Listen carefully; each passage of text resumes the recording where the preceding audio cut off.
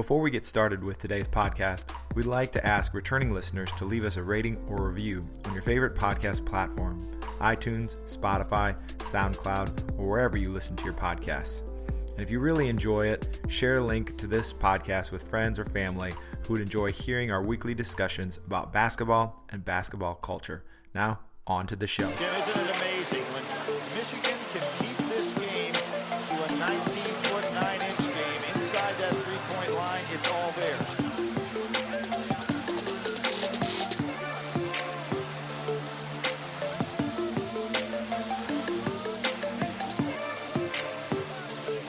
Nice move by Steve Fisher here. Bring it into the 19. Welcome to the 99 Podcast. I'm your host, Josh Barnett, and I'm here back, a reoccurring guest here, but who has not been reoccurring for quite some time, Big Dan Woods. What's up, Dan? What's up, man? Long time. Man, that voice is so good to hear through these headphones. It's weird. We've missed you. Where you been?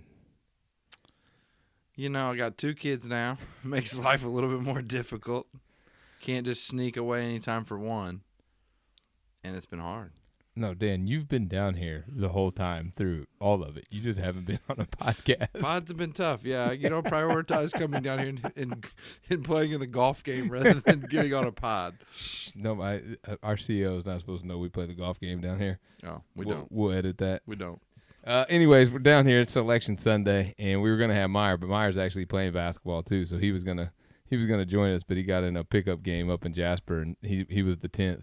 And he said he couldn't bail on him. So smart move. Yeah, we don't have any of the fancy bells and whistles like Meyer has down here. We're just on the old Zoom recorder, the H6 now. We are content only. Yeah, I'm 100% not even sure that we're recording right now. It's not been the first time it's ever happened. Exactly. But we are without him today, but we wanted to get I wanted to get quick reacts to the bracket. The selection show just ended maybe a half hour ago, so we haven't had a ton of time to process it.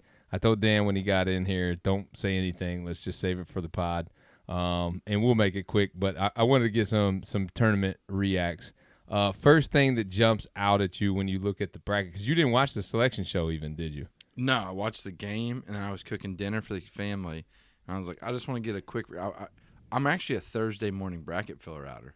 Ooh, I like that. I'm always like a last minute, like kind of see what I do, don't overthink it, go with it, roll it in, done. I'm a one and doneer. I just filled this out in 3 minutes right after I printed them off, and it'll be the only one that I fill out, and I go with it. I was that guy for a long time, but now I'm entering so many different things that I just like sometimes fill it out, and I end up doing Carly's usually for her too, which doesn't do well. No, exactly. She's better off filling it out than I am because she has no idea which or Drake even means. Amy beat me.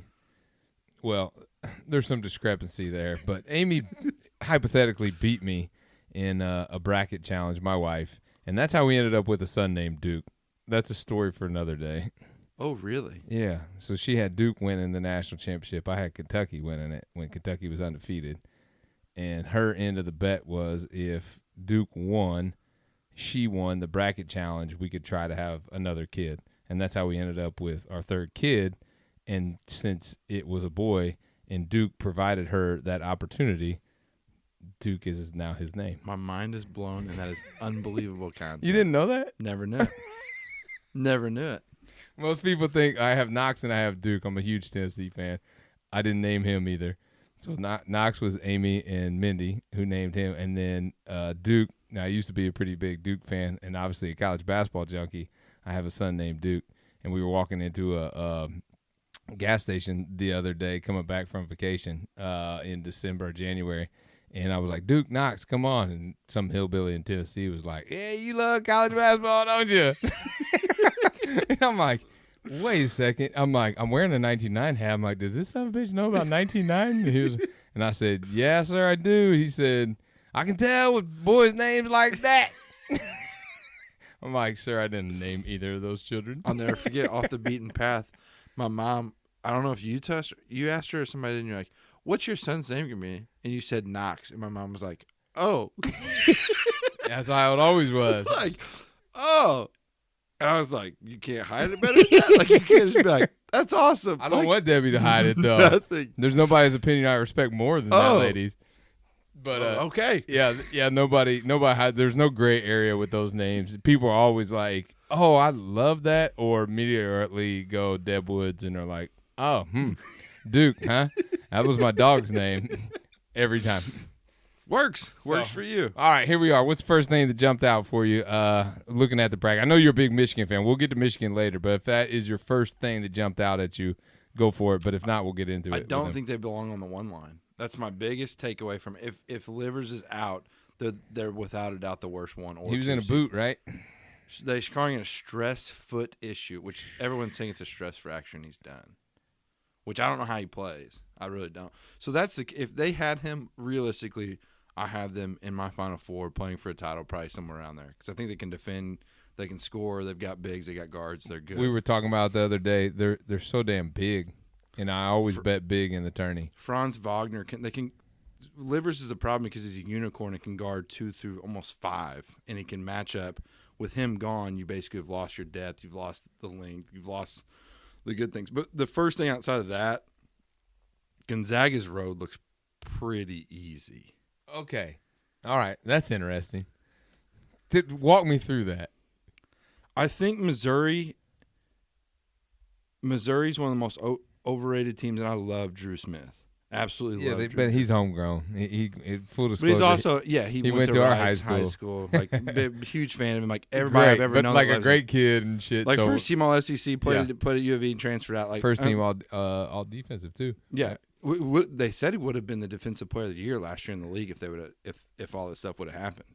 So I think their road, Oklahoma, Missouri. I think Michigan's road with having to match up against LSU, who's got 3 NBA players who can all score the basketball, is a tougher matchup. Carolina and Wisconsin, and the other side, that's an intriguing matchup. But I don't think I think it's the names of it, but Wisconsin, even though they returned everybody from last year, has really not been great. But Gonzaga, I mean, their road is – you think Oklahoma, Missouri is not great. If you think Virginia gets out of there, Virginia's got COVID issues, and they struggle if you can't score. And Gonzaga, like, I think it's a terrible matchup for Virginia. At face value, when that Gonzaga – because Gonzaga was the first bracket unveiled because they're the overall number 1. And as those teams at face value rolled out, I thought it was like murderer's row. Like, I thought, like, really? Yeah. And then Billis got on there and was like, Gonzaga's got the easiest path. And I was in disagreement. And then when you said that, I'm like, oh, okay, maybe I'm really wrong. But, like, Creighton has been a top 10 team this year. Okay, here's full disclosure from my end. Yes, I own a college basketball company. It's very hard for me to have time to watch college basketball. Outside the Big Ten, I'm kind of nobody. All I do is watch old games. So I'm your guy for the Slam Top 50. That's no problem, right? Like I can talk that talk all day. The current state of basketball, I'll pick and choose some games here and there. But I follow it, but I don't watch a ton. But I was looking at it at face value, and I know Virginia has COVID injuries. I know that are COVID issues. I know that Kansas is not Kansas of old, although they are playing pretty damn good right now. And I do respect the Big 12. I thought the Big 12 was ridiculously good this season. How good, I don't know. Tourney time will tell, right? Because a lot of times those teams just beat up on each other and, so on. You and I have had this conversation a month ago when you said you think Gonzaga is one of the best teams you've seen. But the hard part about it is, and why I have such a hard time getting them to go for, they're not tested. And it's such a hard thing. Like, that's bullshit, though, because their non-conference was legit, and if we would have got that Baylor game, it would have been even more legit. I watched them play. I agree with you. I watched them play the first game of the season. I texted you.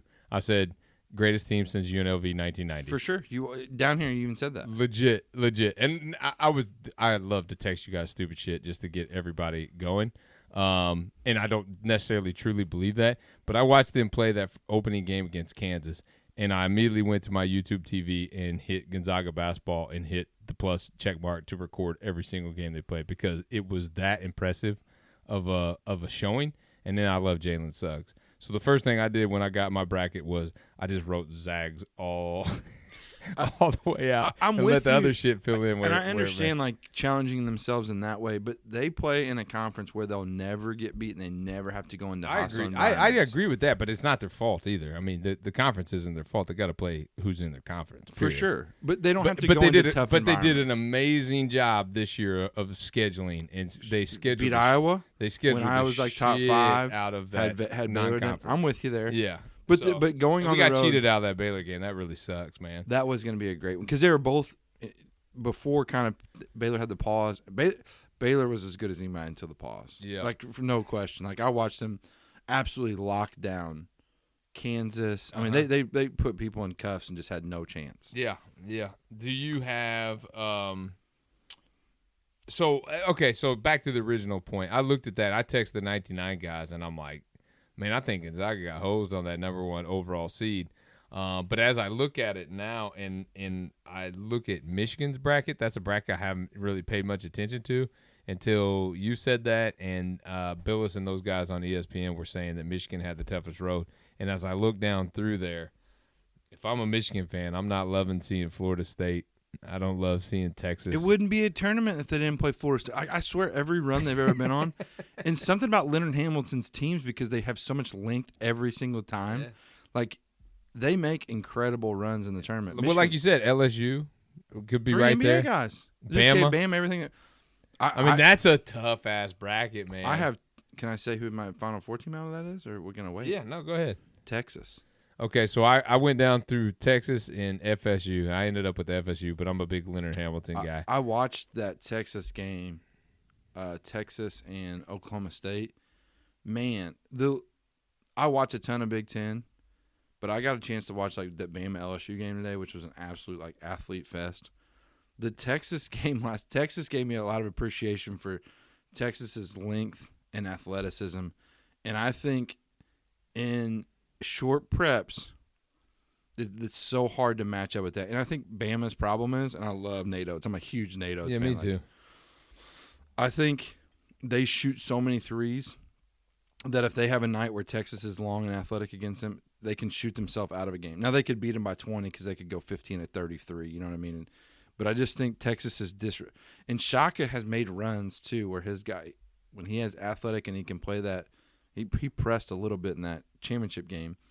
I like Texas in that because I think Michigan's wounded. If Livers is back again, they go my Final Four. But without him, I think that bracket has a lot of scary teams that could get hot. Yeah, I know it. That's and what makes the tournament That's great. what I love. Though. Like this has nothing. I can fill this out and it doesn't matter. So, okay, go back up to the West bracket. Since you already told us that you had Texas coming out of the East, and I said that I had FSU coming out of the East. And I already said I had the Zags coming out of the West. I have Gonzaga. Okay, so we both have Gonzaga. And then my Elite Eight matchup in the East is FSU, Texas. And then I just picked FSU coming out of that. I put Michigan, Texas just because I'm hopeful that Livers can come back. But a game in that bracket that's going to be fun is 2 19-9 teams too. Is Colorado, Georgetown. So I actually have Colorado getting to the Sweet 16. Nice. And if I thought Livers was not healthy, I would put Colorado in the Elite Eight with Texas. Colorado, Florida State could be a lot of fun. Florida State's dangerous, man. They really are. And he went and got, I think he has 2 high level recruits who are both like, he's had a bunch of lottery guys lately. Oh yeah. We have 2 in the top. You talking 10? about Leonard Hamilton, yeah. FSU? So there was a stat during the ACC game that they haven't had an all first team ACC performer in like 7 years.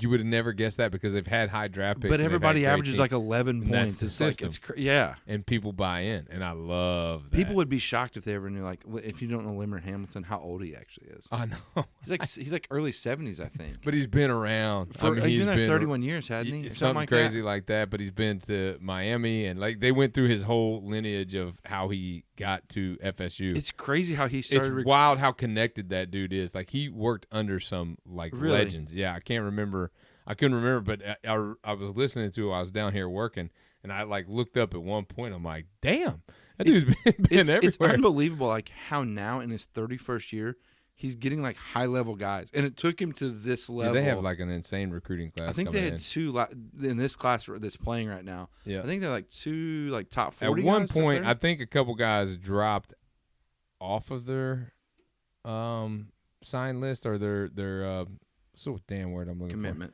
For. Yeah, signed off on it or left it. But I think at one point they had like 4 or 5 stars in this cycle or something. Good for something him. crazy. People love him. So like I'm a big Leonard Hamilton fan just because people like him a lot. All right, let's go back to Baylor up there in the South, in that top right corner of your sheet there. How far do you have Baylor going? Final Four. You got them in the Final Four? Good guards, senior-laden team. They can absolutely guard people, and then they can score. Carolina's scary. They're big. But they turn it over so much, and Baylor will fits eat into you that. up. Yes. They will eat you alive. And but if Carolina can hold on the ball and get the ball if inside. Carolina can just throw the ball off the backboard, they get like 17 offensive rebounds a game. Have you seen how big they are? Every single team he has is like that. It's unbelievable. They're huge this year, though. Like, they were missing Garrison Brooks in the ACC tournament for one of those games or something, and they just brought, like, another 6'11" dude off the bench. Like, if you're a power forward and you're like, why wouldn't you just go Carolina? Like, you're going to be a developed guy. You're going to get to the NBA. You're going to be like that unicorn type. If I was pretty much anything, I think I'd probably just go to Carolina. Probably, yeah. Honest. I don't know how bad that would be. Pretty good gig there. Yeah, no doubt. So you got Baylor coming out of the South. I actually have them getting beat by Carolina. So that's like my one big upset that they don't even make it to the round of. If you get Baylor the Sweet 16, I'm nervous of the Baylor team. When I watch Baylor roll people and just absolutely murder them, and like games that were close weren't really that close. But since the pause, they haven't been great. Yeah, well, but they've only lost twice. Yeah, but that league's great. I think the Big 12 is really good. Big 12 is really I think it took good. the Big 10 and like kind of overlapped the two. Like everyone thought the Big 10 was so great in the Big 12. I think the depth of the Big 12 actually was better than what the. You know who I think can make a run in that top half of that bracket? Who? Purdue. Matt Painter is an unbelievable coach. I have them getting beat by Baylor. Yeah, and I have him getting beat by Carolina in that. It would be same four Sweet 4 straight Sweet 16s for him if he did it. I would not bet against him, man. He's a short prep guy too. That's a nightmare too. And it's Jaden Ivey, who will be like a chance to be a Big 10 player. Yeah, he's really good, super good. And like we said, Carolina, if you're a 4, if you're over 7 foot tall and you can walk and chew gum, go to Purdue. Like they always have a 7-footer that's like super skilled, and they have it. They're a tough matchup. I've got that bottom half of that bracket is really fun too. Texas Tech, Arkansas, Florida, OSU, Va-Tech. I have a man crush on Chris Beard, so I have him in the Elite Eight. You got him in the lead. So I have OSU coming out of that bracket. Wouldn't surprise me. They're a tough matchup because their guards can just flat stroke it, and Liddell's a tough matchup too for people. I think the most interesting toss-up bracket is the Midwest, the last bracket on our sheet that we're going to talk about. I mean, all of it is toss-up. I get it. It's the NCAA tournament. It's what makes it great. I saw that Houston is ranked the number 2 team like BPI, like ESPN's. So I have them in the national championship game, and I don't feel great about it.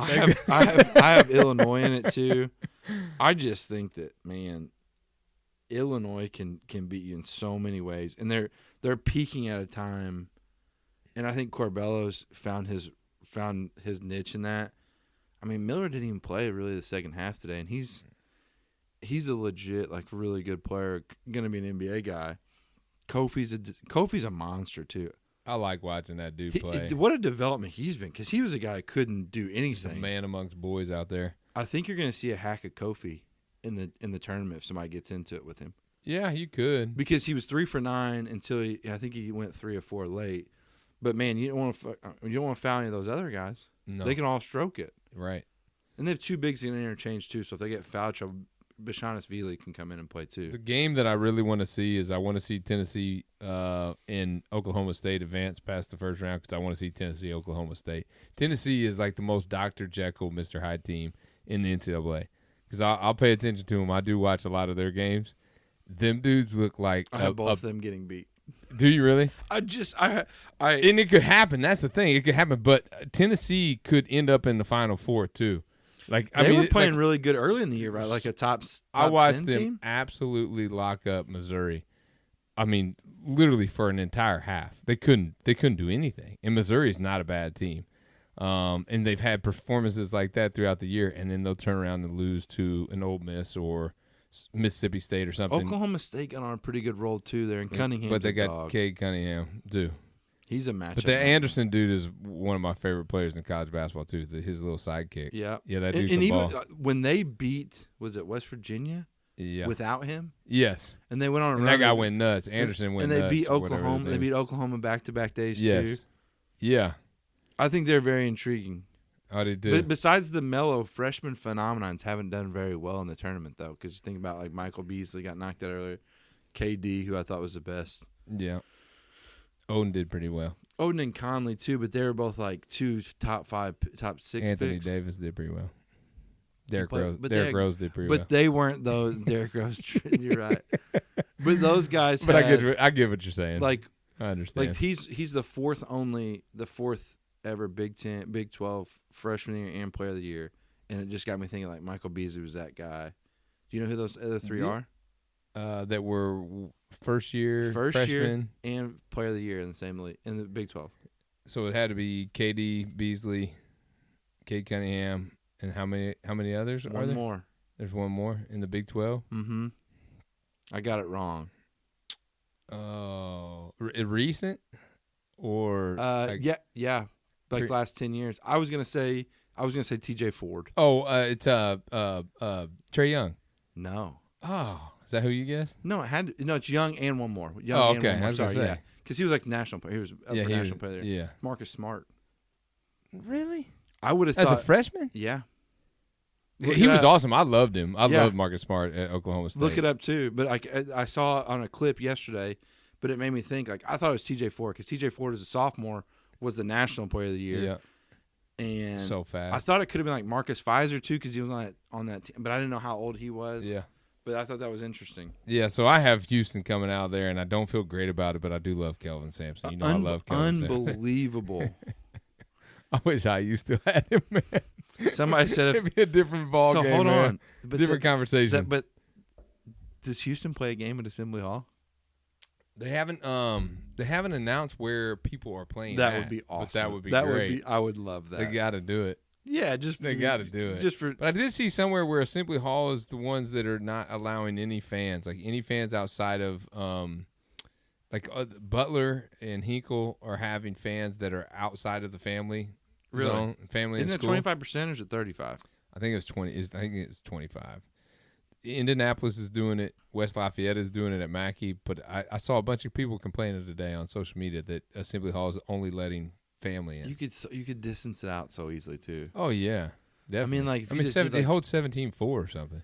So yeah, you could have 5 in there and not think twice about it, or even 4. Like that gets you 25%, 4,500. I don't know. I don't even know if that's true, but that's what people were saying. In the rafter, I mean, you're not even close in that place if you really didn't want to. Up in the balcony, it's really not a place that like wraps around. There's like different sections you could put people in easily. Easily.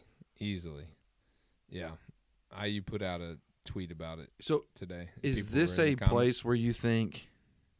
I didn't think about like how hard the bracket was going to be until people started like opting out last week, and I saw like some of these future bets that people had like on Georgia Tech get home because Virginia gets out.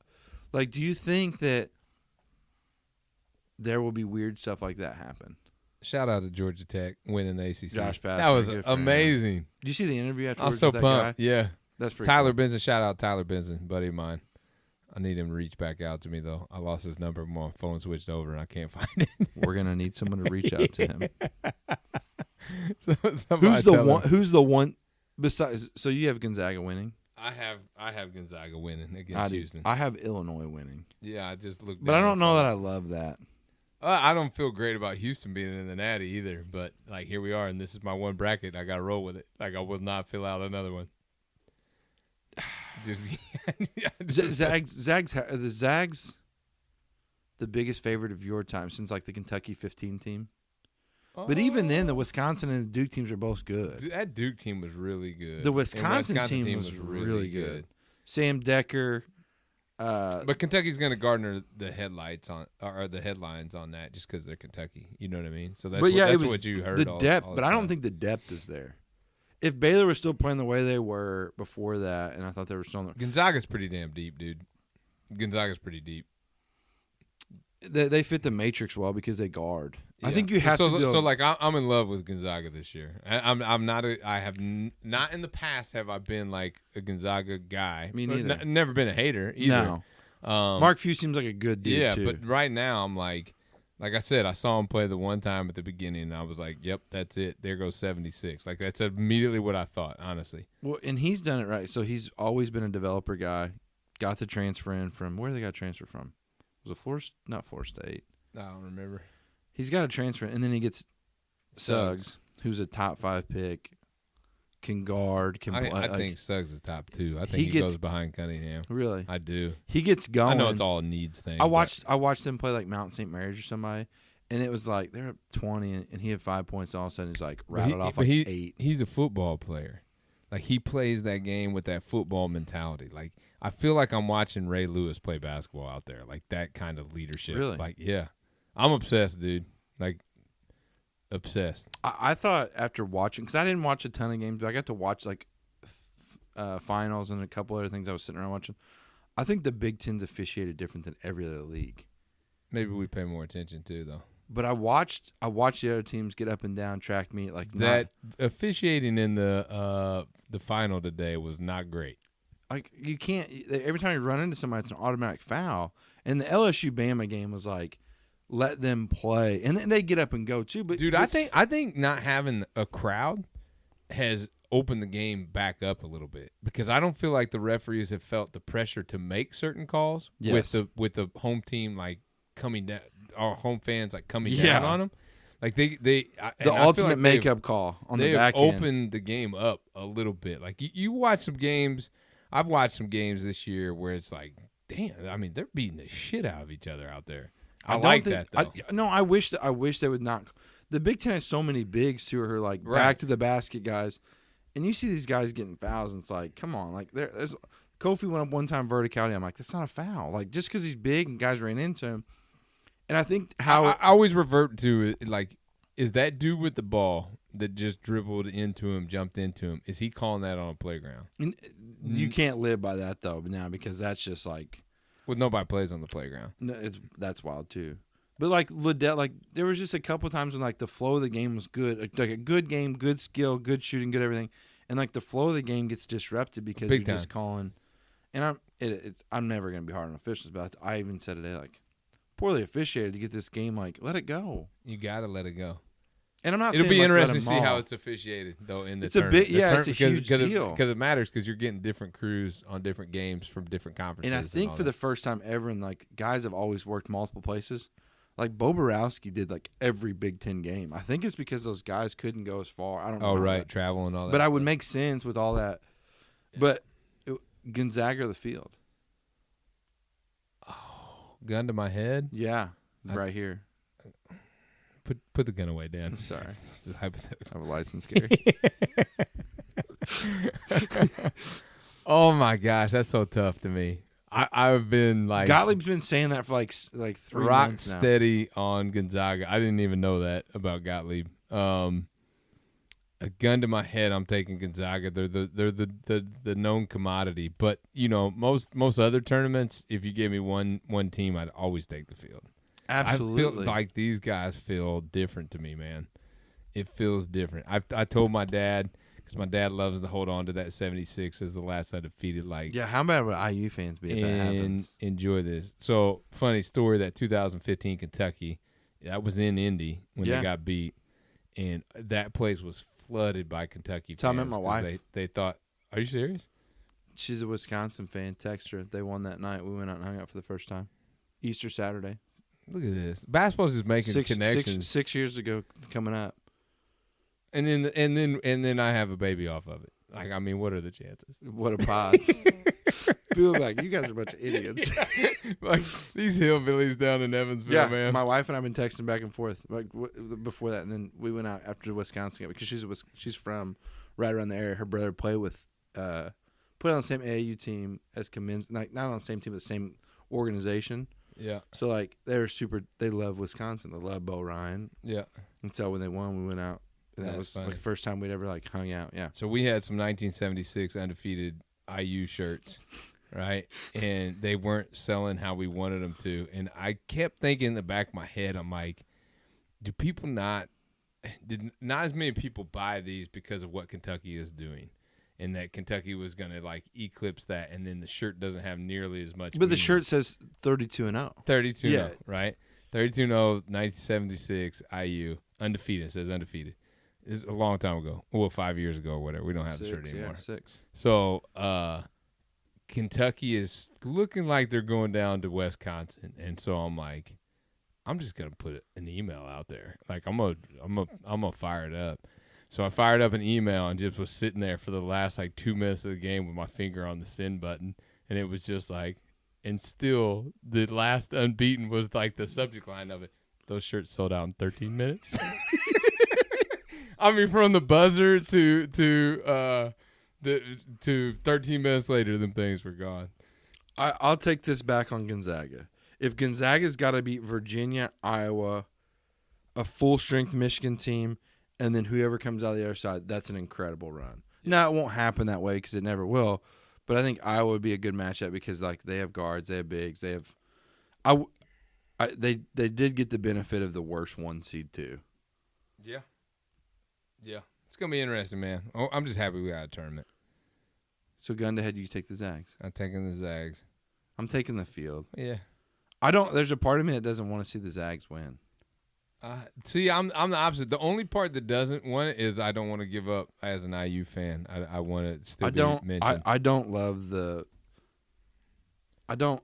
Like here's my thing. If everybody can erase Bob Knight or not bring up Bob Knight as much as they want because of what they think he was, right? Because in today's culture, he's never going to get the Dean Smith like love, and he was a better coach than Dean Smith.